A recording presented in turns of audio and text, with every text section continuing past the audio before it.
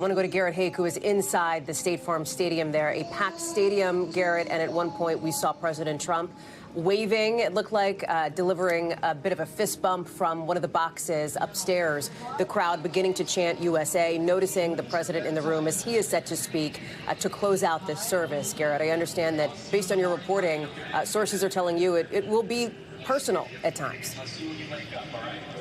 Yeah, that's right. I was told that this was a speech that the president would be working on his way to the service, that it might take him some time to kind of work through exactly what he wanted to say. When he left the White House this morning, he said he wanted his remarks to be healing and that it might be a tough day for him. I spoke to one White House official who did say that, this would be an emotional and personal address for him. The president was close to Charlie Kirk. They worked together professionally across his last two presidential campaigns, and Kirk was very much in the orbit of some of the younger men who the president relies on quite heavily, including the vice president, his son, Donald Trump Jr., both of whom will speak to honor Kirk in the next hour or so. Now, there's a video playing now behind me about the Kirk family, but after that, Hallie, I think we'll see this event take a turn towards perhaps the more explicitly political, with expected speeches from several members of the Trump cabinet, including the chief of staff, Stephen Miller, the deputy chief of staff, and several of these cabinet secretaries who have become closer to Kirk in the near term and know him more perhaps for his role in helping getting them over the finish line in November. You heard that turn to the more political, Garrett, in some of the remarks over the course of the last even 30, 40 minutes or so, with one conservative influencer suggesting that this moment should not be forgotten by the left, by Democrats, by the media, for example. As there has been this call, Benny Johnson, who I think people would know, came out and said, fight. I mean, that was the first words out of his mouth here. Yeah. We've talked about this being a call to action. Turning Point USA, critical in 2024. People in this stadium hope it will be even more impactful come 2026 and 2028. Yeah, that's right. I mean, the organization's goal is to recruit and mobilize and activate young conservatives. They have chapter offices on colleges and high schools all around the country. Kirk's goal was to expand that rapidly. Andrew Colvett, kind of Kirk's right-hand man, told me a couple of days ago that they have received this huge burst of enthusiasm from high school students wanting to open chapters on their campus. They are quite open about the fact that they are hoping to use what they have been calling Kirk's martyrdom, a very loaded word, to build on his legacy and to try to reach people who might not have otherwise been interested in hearing what he had to say or not felt that kind of final push to activate on what they believe are latent conservative and specifically Christian conservative beliefs. So you are hearing this interesting mix all day long of remembrance of Charlie Kirk, but also this call to action to get involved in the causes he believed in. Again, so far, that's mostly been related to his faith and kind of big picture conservatism. We will see if any of the speakers coming up link it to more specific policy goals of the Trump administration.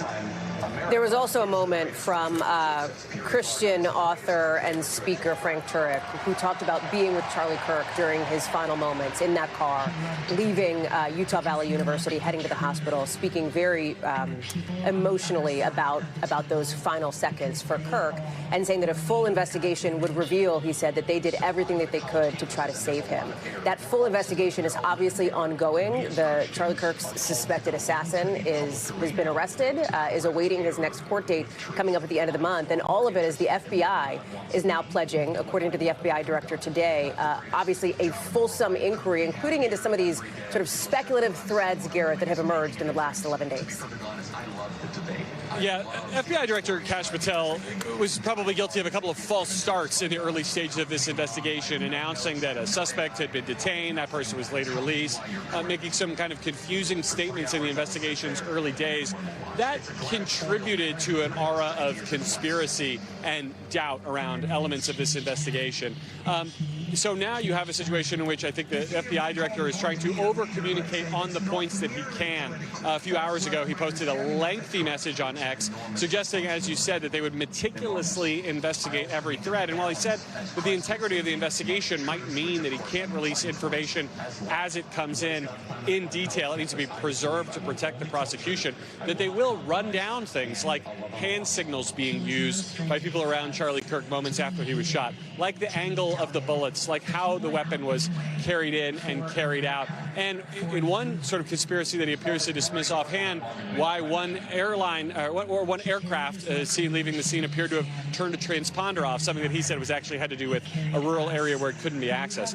There are a lot of questions to be answered in this investigation. Some will no doubt come out in trial if we get that far, but you see the FBI director acknowledging that others are going to have to be answered, if not in real time, before we get to that point, to satisfy a skeptical public. Garrett, I'm going to ask you to stand by inside State Farm Stadium. Let me go outside to Dana Griffin, who has been posted up there in Glendale. And Dana, we have seen obviously the images of President Trump there with his family in his box. We have seen in the front row cabinet members, a number of them lined up right in the front row for this memorial service. There is an intense level of security here with this operation as well. Absolutely.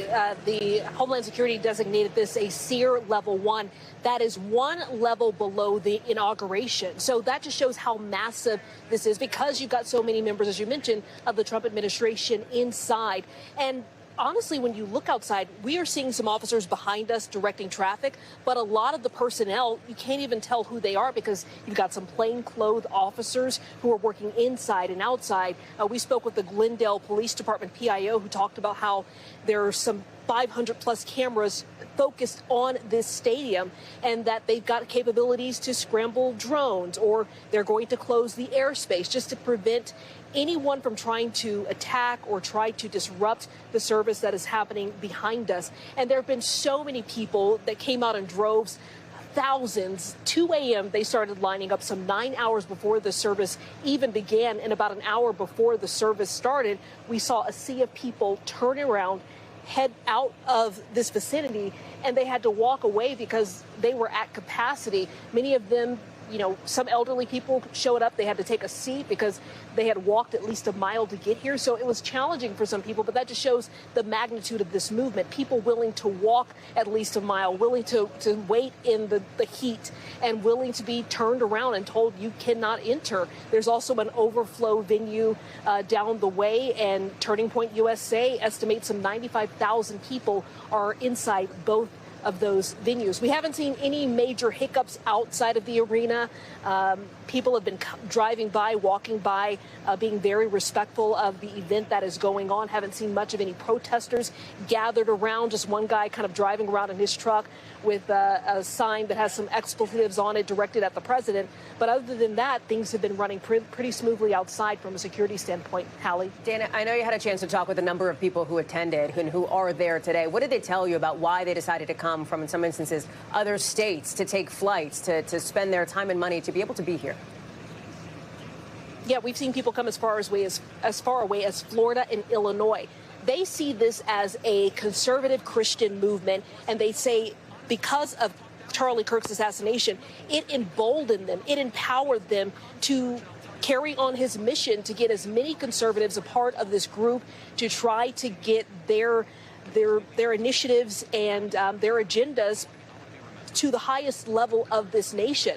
And so they say they are here to support each other, to mourn with each other, but to also stand in solidarity and to show the world that they are a very big force to be reckoned with because of the sheer number of people who showed up. I've been equating it to a concert. You don't see this many people show up outside an arena. They were corralled in these lines because there were so many people here. And then to see so many walking away, it just shows the magnitude of this Turning Point USA movement. And people say they hope that the rest of the country will see them and take them seriously. And they are also trying to mourn the loss of this leader that they were so inspired by. Hallie?